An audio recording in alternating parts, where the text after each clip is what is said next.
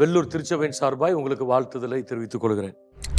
இந்த attentive listening என்பதை குறித்து சில வார்த்தைகளை சொல்ல விரும்புகிறேன். உற்று கவனித்தல். கவனித்தல்ல 2 வகை உண்டு. Ordinary listening, attentive listening. சாதாரணமை கேட்டல், உற்று கவனித்தல்.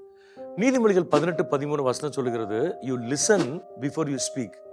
பேசுவதற்கு முன்பு கவனி. நம்ம நிறைய நேரத்தில் கவனிக்காததினால்தான் குடும்பங்களில் நிறைய பிரச்சனைகள் வருவதை பார்க்கிறோம்.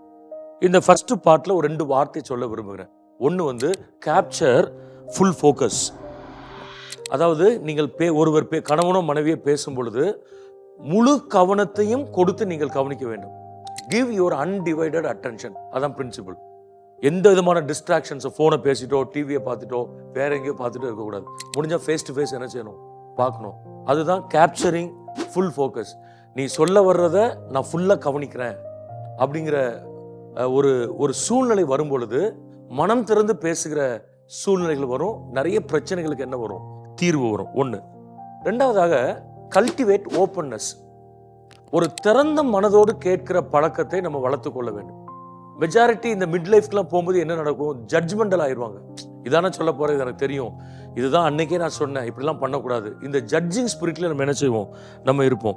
ஸோ இந்த அன்பயாஸ்ட் மைண்ட் செட்டப்ல இருக்கணும். When you listen your spouse, you have unbiased mind setup.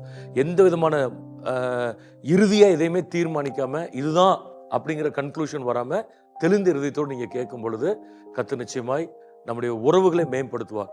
So நல்ல கவனித்தல் உங்களுக்கு குடும்ப வாழ்க்கையில பெரிய மாற்றங்களை கொண்டு வரும். God bless you.